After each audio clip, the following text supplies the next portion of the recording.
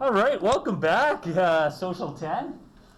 We are looking at the documentary The Corporation, and within the corporation, they present the ideological perspective that corporations are psychopaths, and they give us some criteria to watch for, like the callous unconcern for the feelings of others, the incapacity to maintain enduring relationships, the reckless disregard for the safety of others, deceitfulness, incapacity to experience guilt, and failure to conform to social norms.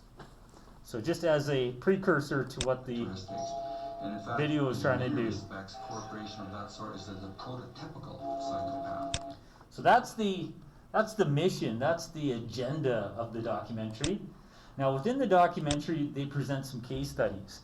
And this first case study I'd like to look at with you is one that explores sweatshops. So they go to places like Walmart and they pull clothes off the racks, and they pull some clothes by Liz Claiborne that had a little tag on it that said some proceeds of this garment go to children's charity. So it's like, oh man, I can feel good about buying this because some of the profits go to kids. But when they go down to Nicaragua and Honduras, where the factories are, they go into the factories and it's children that are creating the products. So this is that exploitation of the people that are most vulnerable that corporations are guilty of, the psychopathic behavior.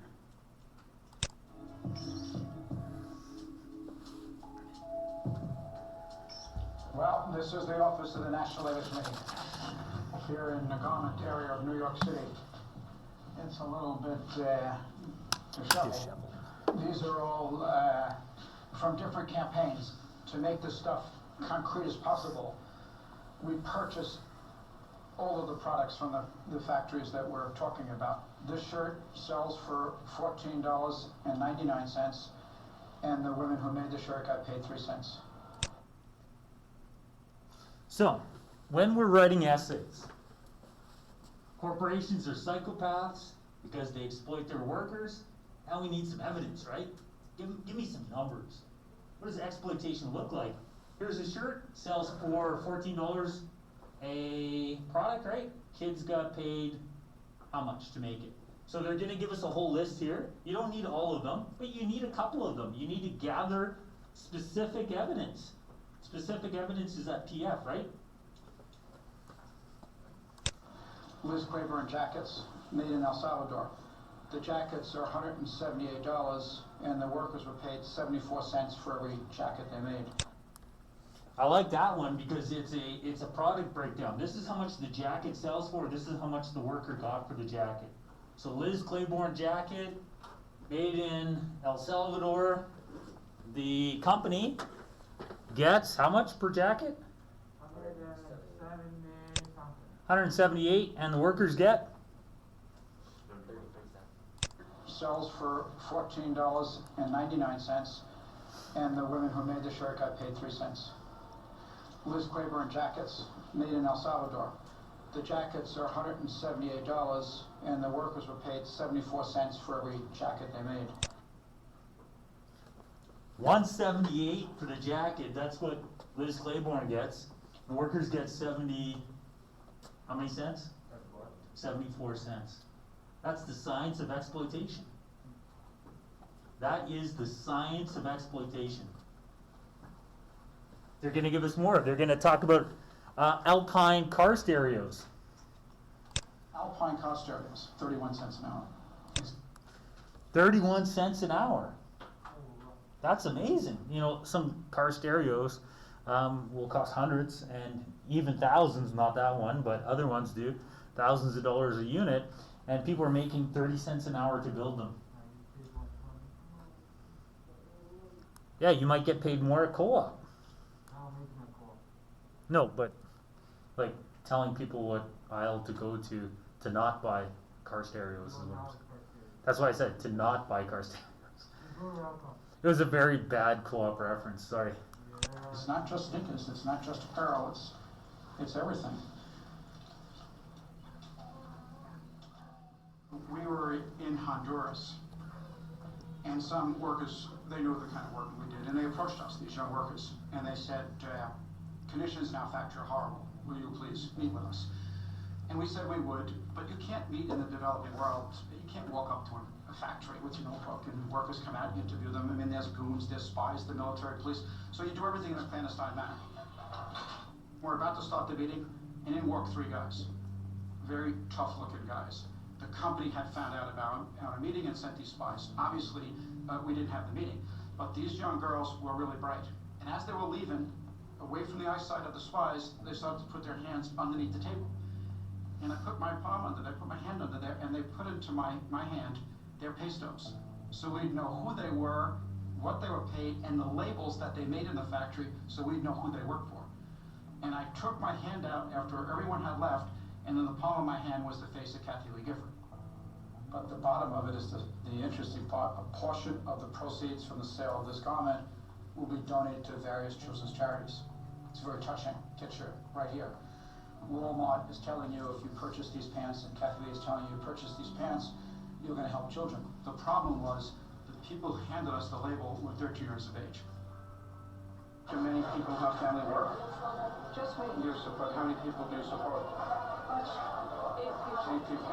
And how do you do it with that salary? Is it enough? Alcanza, es suficiente. All right, so that picture is almost straight out of the Social 10 textbook, by the way. It looks like the sweatshop photo that is in the textbook. Next up, we're going to see from Michael Walker of the Fraser Institute. And the Fraser Institute is referred to as a right-wing think tank, meaning they love capitalism. We're going to hear from Michael Walker a pro-capitalist perspective that you might say, oh man, I've heard this before, because I've used it when we looked at this topic. Now, the reason why I'm sharing the Michael Walker perspective is social studies is not meant to be about indoctrination. I'm supposed to show more than one perspective. I just showed you the anti-corporation perspective. Corporations are exploiting workers. Now, he's going to jump in and he's going to say, no, this is actually helping them. So let's see how a pro-capitalist will spin the story and say, no, even if we give them 10 cents an hour, 10 cents an hour is, let's let him finish it. Let's look at it from a different point of view. Let's look at it from the point of view of the people in Bangladesh who are starving to death, the people in China who are starving to death, and the only thing that they have to offer to anybody that is worth anything is their low-cost labor.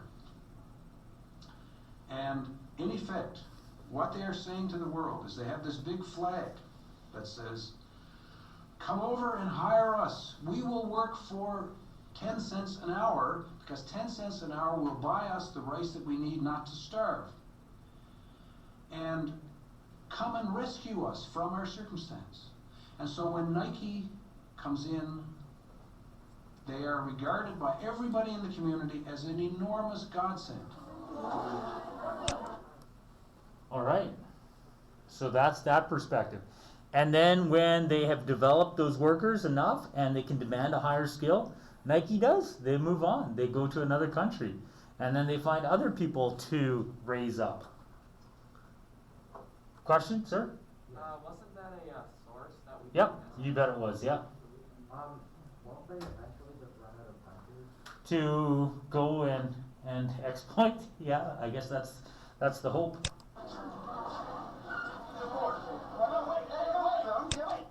All right, so that's the end of looking at labor for now. I really want to jump into the metaphor of the poor fool that thinks he can fly. Or at least you can go there. Would you like to go to the Australian Open? For 21 years, I never gave a thought to what we were taking from the earth or doing to the earth in the making of our products. And then in the summer of 1994, we began to hear questions from our customers we'd never heard before. What's your company doing for the environment? And we didn't have answers. The real answer was not very much. And it really disturbed many of our people, not me so much as them.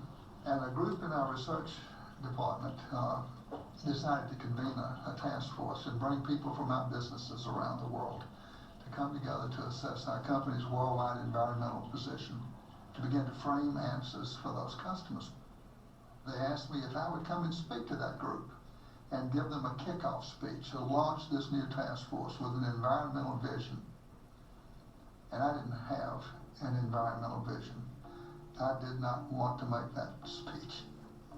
And at sort of the propitious moment, this book landed on my desk. It was Paul Hawkins' book, The Ecology of Commerce. And I began to read The Ecology of Commerce, really desperate for inspiration. And very quickly into that book, I found the phrase, the death of birth. It was E.O. Wilson's expression for species extinction, the death of birth. And it was a point of a spear into my chest. And I read on, and the spear went deeper, and it became an epiphanal experience, a total change of mindset for myself, and a change of paradigm. Can any product be made sustainably? Well, not any and every product. Can you make landmines sustainably? Well, I don't think so. There's a more fundamental question than that about landmines. Some products ought not be made at all. Unless we can make carpets sustainably. Perhaps we don't have a place in a sustainable world, but neither does anybody else making products unsustainably. One day, early in this journey, it dawned on me that the way I've been running Interface is the way of the plunderer. Plundering something that's not mine, something that belongs to every creature on earth. And I said to myself, my goodness, the day must come when this is illegal. That when plundering is not allowed, it must come. So I said to myself, my goodness, someday people like me will end up in jail. So sustainable prosperity is the last major theme of the course. That's related to issues 3 and 4. And he talks about the paradigm shift. That's where I got the term paradigm shift from. He talks about having an epiphany. He looks at his own production of carpets and he understands his ecological footprint. And as a corporation, they decide we need to go to zero. We need to zero out our ecological footprint because the owners of our company, the stockholders of Interface, are demanding it. So it wasn't something that was driven from within. It was his stockholders, his shareholders that said, we need to change the way that we do business. So that last part of your essay looks at the fragile remains, and you could make the argument that the fragile remains of the planet are a consequence of us pursuing individualism, putting self-interest ahead of the interest of the common good of the planet.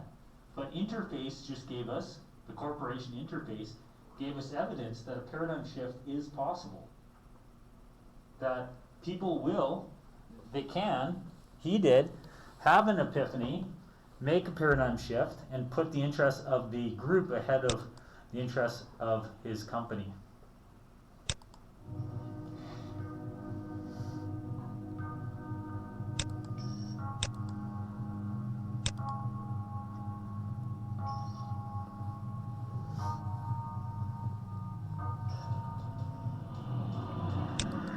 Now we're in a oil and natural gas province, and I want you to understand that oil and natural gas are the building blocks of the modern day economy. It's the lifeblood of civilization. That I challenge you to exist without it. And a lot of people don't understand that even like these plastic cups and things up here are only possible because of the miracle that is oil. So we do have this little clip here about synthetic chemicals, and we really need to, especially in this province, as our major industry is under attack, we need to understand how oil and natural gas right now in 2021 are not really negotiable. We don't really have another alternative on how to live without them.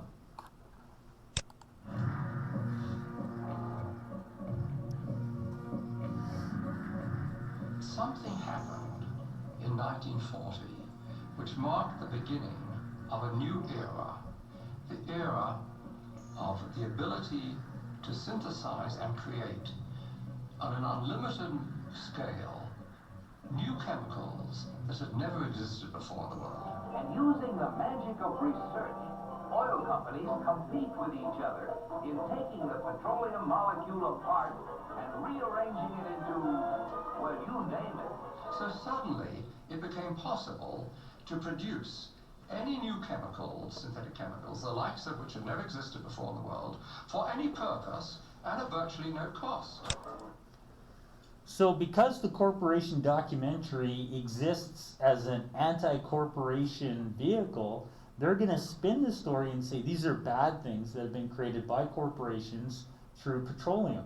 They're going to talk about things like Agent Orange and how it was used to deforest Vietnam and how it was used to genetically alter Vietnamese people in that war against them in the 1960s and 70s. What they don't do, because it doesn't fit their narrative, is talk about the life-saving products that have been possible through petroleum. So, before you become a voting member of this province, what you need to do is look into, what products do we currently depend upon that at its essence rely upon, in a chemical state, petroleum. And even if you don't agree with any of that stuff, we have to understand that we can reasonably manage it. So you guys had a paragraph and rant that was due on Friday, but I said you can hand it in as late as today, that was looking at what to do with this province and oil in the future. And I don't think it's as simple as just, well, let's just shut it down. Let's not have oil and natural gas. It gets cold in Alberta. Maybe not cold today. It's been a very warm winter, but even in this very warm winter, how are you heating your homes? How are you transporting your vehicles? Oil and natural gas do a lot more for you than just the obvious things. So please look into that. Let's see what we have here.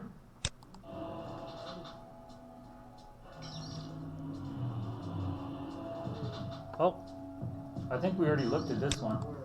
Yeah, we already looked at this one. All right, this next one should be the metaphor of flying.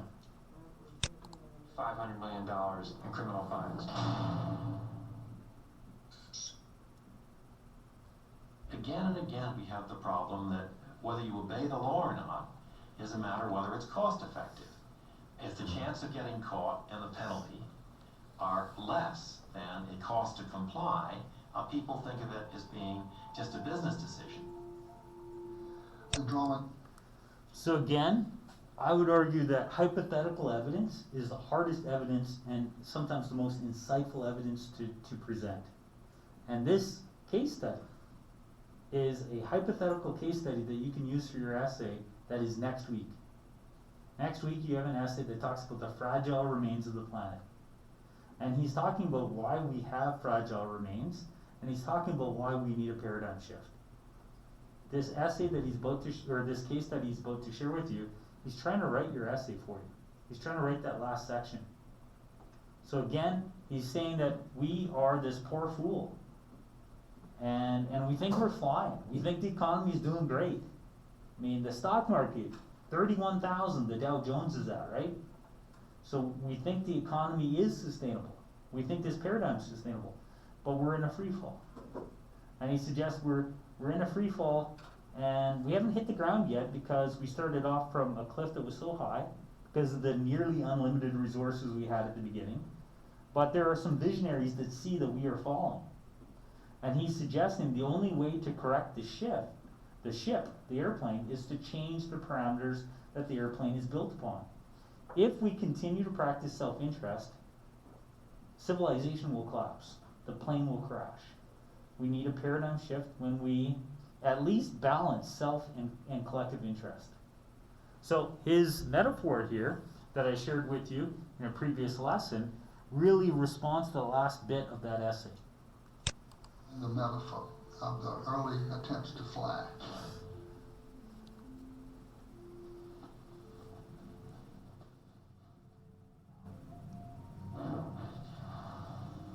The man going off of a very high cliff in his airplane with the wings flapping and the guys flapping the wings, and the wind is in his face, and this poor fool thinks he's flying, but in fact he's in free fall, and he just doesn't know it. yet because the ground is so far away. But of course the craft is doomed to crash. That's the way our civilization is. The very high cliff represents the virtually unlimited resources we seem to have when we began this journey. The craft isn't flying because it's not built according to the laws of aerodynamics, and it's subject to the law of gravity. Our civilization is not flying because it's not built according to the laws of aerodynamics for civilizations that would fly. And of course the ground is still a long way away, but some people have seen that ground rushing up sooner than the rest of us have. The visionaries have seen it and have told us it's coming. There's not a single scientific peer-reviewed paper published in the last 25 years that would contradict this scenario. Every living system of Earth is in decline. Every life support system of Earth is in decline. And these together constitute the biosphere. The biosphere that supports and nurtures all of life, and not just our life, but perhaps 30 million other species that share this planet with us.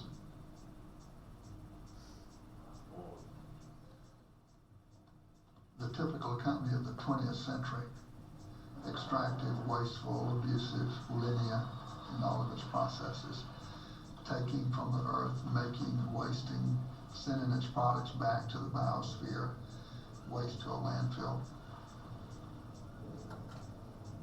I myself was amazed to learn just how much stuff the earth has to produce through our extraction process to produce $1 of revenue for our company. When I learned, I was flabbergasted. So there's the metaphor, right? There's the metaphor about the need for a paradigm shift.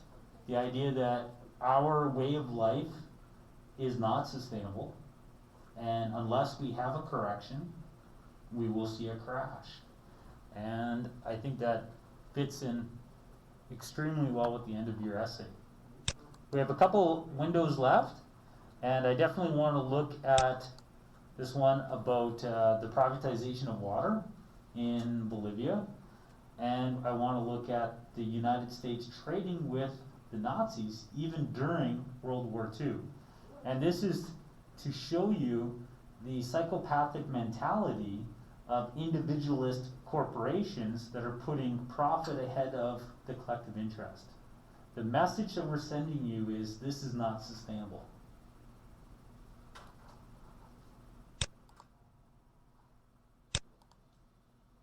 The prospect that 2/3 of the world's population will have no access to fresh drinking water by 2025 has provoked the initial confrontations in a worldwide battle for control over the planet's most basic resource.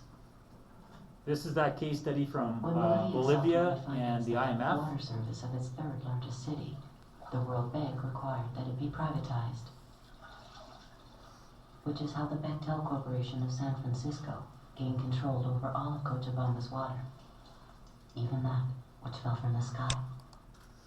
And in an essay, you're trying to get the marker's attention, and saying a line like that Bechtel was so psychopathic, so manipulative, they wrote up a contract that meant that they owned the rain that fell from the sky.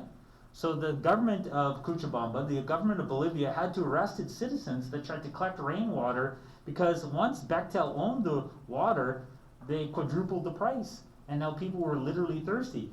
Later today, we're going to look at the Maslow's hierarchy of needs.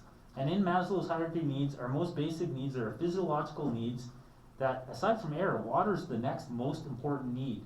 Here you have a corporation that is taking the second most essential building block of sustaining life, water, and saying to people, I'm going to make you pay 25% of your income to buy this.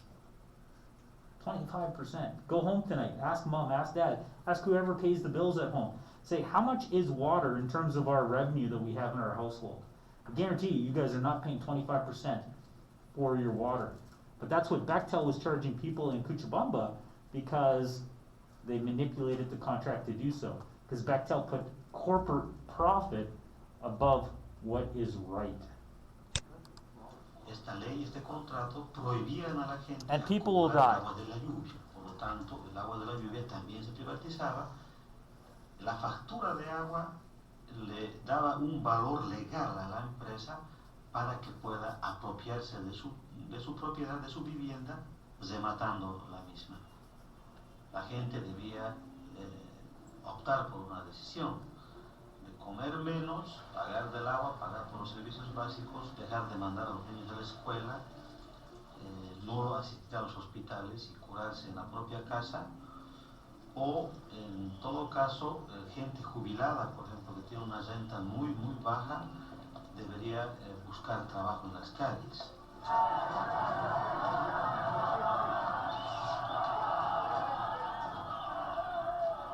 Con la consigna de el agua es nuestra, carajo, la gente sale a las calles, sale a los caminos y protesta.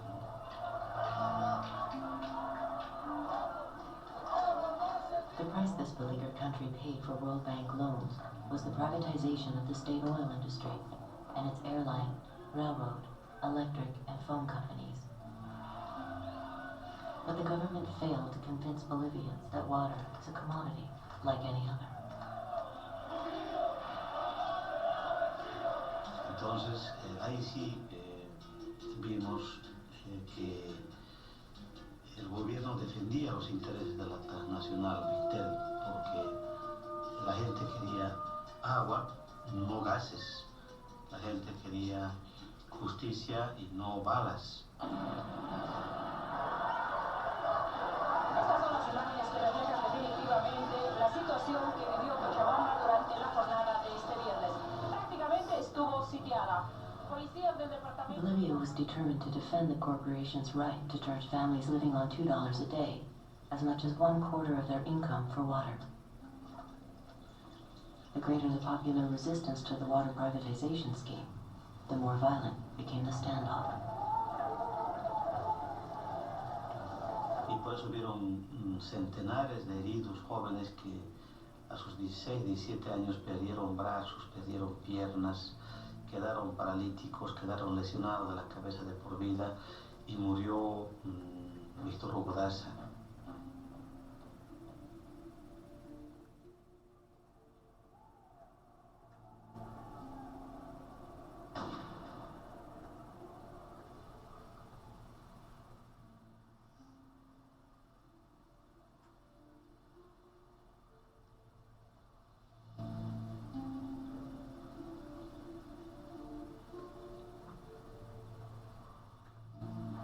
Transnational corporations have a long and dark history of condoning tyrannical governments. Is it narcissism that compels them to seek their reflection in the regimented structures of fascist regimes?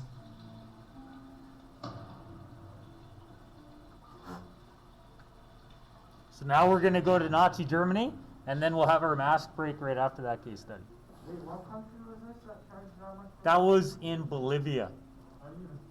There's an Bolivia. interesting connection between the rise of fascism in Europe and the consciousness of politically radical people about corporate power, because there was a recognition that fascism rose in Europe with the help of enormous corporations.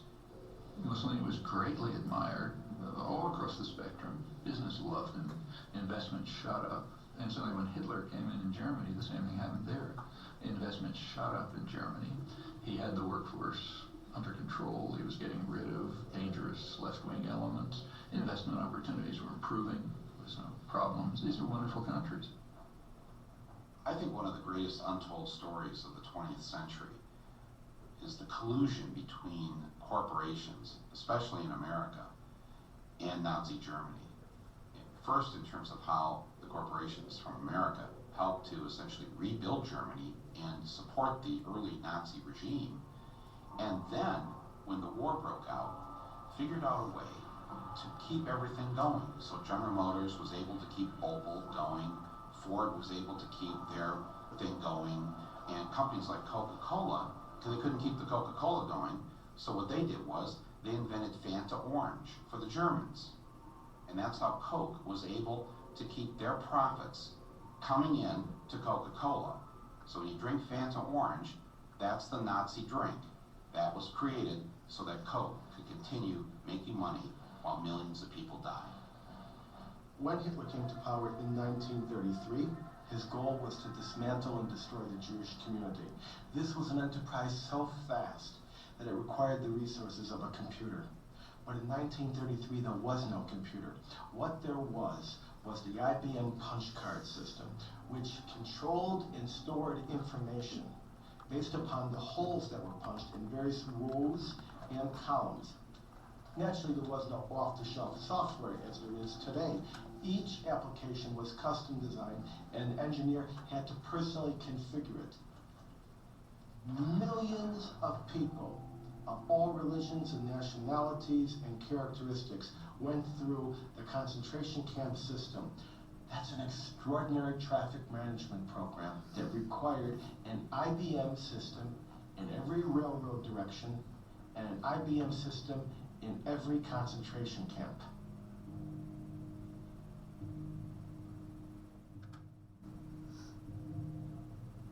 Now, this is a typical prisoner card. There are little boxes where all the information is to be punched in. We compare this information to the code sheet for concentration camps. And here you see Auschwitz is 1, Buchenwald 2, Dachau is 3. Now, what kinds of prisoners were they? They could be a Jehovah's Witness for 2, a homosexual for 3, communist for 6, or a Jew would be 8. Now, what was their status? 1 was released, 2 was transferred, 4 was executed, 5 was suicide, and 6. Code 6. Sonderbehandlung, special treatment, meant the gas chamber or sometimes a bullet. They would punch that number in, the material was tabulated, the machines were set, and of course the punch cards, by the millions, had to be printed, and they were printed exclusively by IBM, and the profits were recovered just after the war. I really do believe that So the problem is you can't print those punch cards without knowing what they're doing. And those machines had to be serviced, much like our photocopiers here have to be serviced once a month on site. So an IBM personnel would have to go to these death camps like Auschwitz and go and look at these punch card systems. When the soldiers liberated Auschwitz, they saw ash falling from the sky miles before they got there. So there's no way that these IBM employees could have went and serviced these punch card systems and not known what was happening. So what IBM did, and they recovered the profits at the end of the war too. So what did they do? They put profit above people, right? Quite literally. So we are going to have our mass break.